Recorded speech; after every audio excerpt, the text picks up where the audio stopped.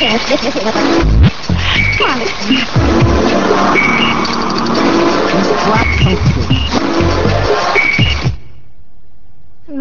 j'aimerais bien savoir pourquoi les hommes n'ont-ils pas de queue. Alors, qu'est-ce que c'est que cette question que tu me poses avec un petit rire comme ça, hein? Bah, mon père, il me dit que c'est un rallongement de la colonne vertébrale. Et je me demande pourquoi les animaux en ont et pas les hommes. Alors, est-ce que toi, tu connais des animaux qui n'ont pas de queue non plus, comme les hommes? Je sais pas, moi. Qu'est-ce que tu dis du gorille, par exemple? Les gorilles, ils ont pas de queue. Non, mais ça fait partie de la famille du singe, et le singe, il est près de l'homme. Alors déjà, il faudrait mieux parler des singes plutôt que du singe. Parce que tu sais, la plupart des singes ne ressemblent pas tellement à l'homme.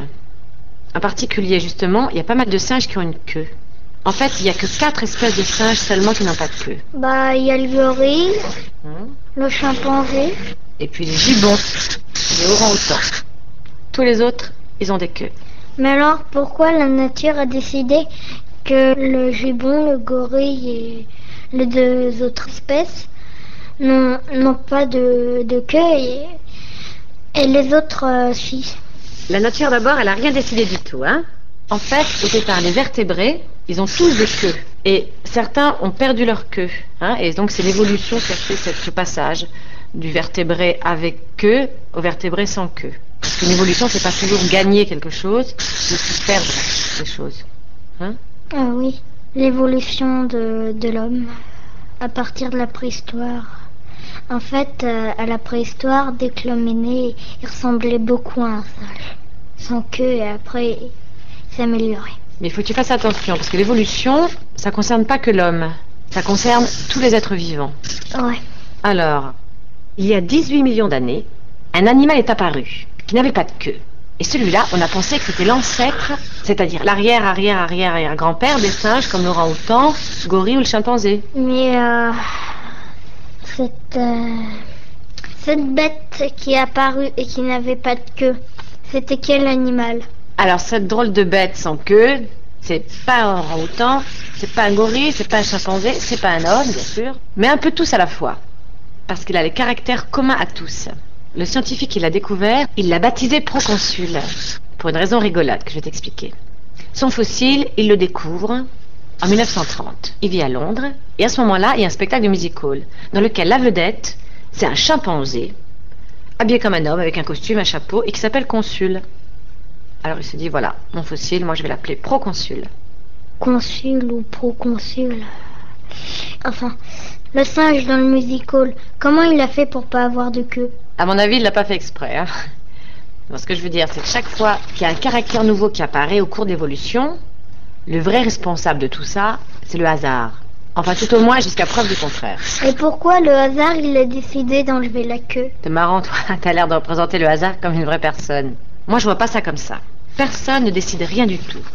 Il se produit simplement quelque chose d'inhabituel jusqu'alors. Donc, ce qu'on peut étudier, c'est le phénomène, c'est-à-dire ce qu'on peut observer. J'imagine que tu sais que les vertébrés, ils se reproduisent en fabriquant un œuf. Et en fait, ce qu'il faut que tu comprennes, Noé, c'est que dans l'œuf, il y a comme un plan d'architecte qui indique que telle cellule deviendra une tête, ou un tronc, ou un abdomen, ou une queue, justement. Et parfois, ça va donner un individu sans queue. Alors, à ton avis, qu'est-ce qui a pu se passer?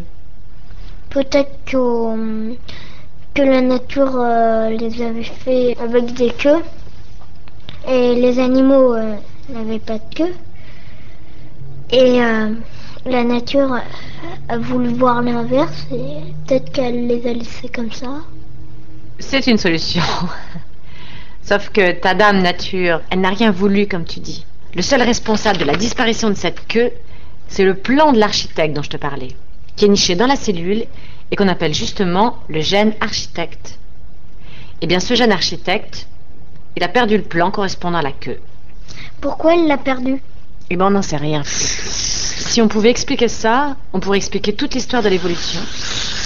Ce qu'on peut faire simplement, et ce que font les biologistes, c'est décrire la transformation que le gène a subie, ce qu'on appelle une mutation. Alors, on ne peut pas savoir pourquoi il y en a un qui est né sans queue. On sait qu'il n'avait pas de queue parce que son gène architecte avait perdu le plan de sa fabrication. Mais pourquoi il l'a perdu à tel moment plutôt qu'à tel autre, Ça, on ne sait pas. On sait seulement que Proconsul a subi une mutation et que cette mutation nous a été transmise. Pourquoi la nature elle a décidé de garder la mutation pour nous et pas aux autres singes? Alors d'abord, pas de confusion, il y a deux choses différentes. Les mutations est ce qu'on appelle la sélection naturelle, c'est-à-dire le fait que ce sont les espèces les plus résistantes et les mieux adaptées qui survivent. Les mutations, elles apparaissent spontanément. Mais la sélection naturelle ne les conserve pas toutes, ces mutations. Alors d'abord, une mutation a lieu, le plus souvent on ne sait pas du tout pourquoi, et puis ensuite elle se transmet de génération en génération. Ou bien, elle disparaît, suivant qu'elle est plus ou moins adaptée à l'environnement. Donc la queue n'était pas bonne pour la nature. Non, la queue c'est juste qu'elle n'était pas indispensable pour survivre. L'homme, il n'a pas besoin de queue. Mais parfois, je pense que ce serait peut-être utile quand on n'a pas de corde sur soi ou pour se déplacer d'arbre en arbre. Sauf que, de toute façon, nous ne nous déplaçons pas souvent d'arbre en arbre. Hein. Non, mais moi, ça m'arrive de grimper aux arbres, j'aime bien ça.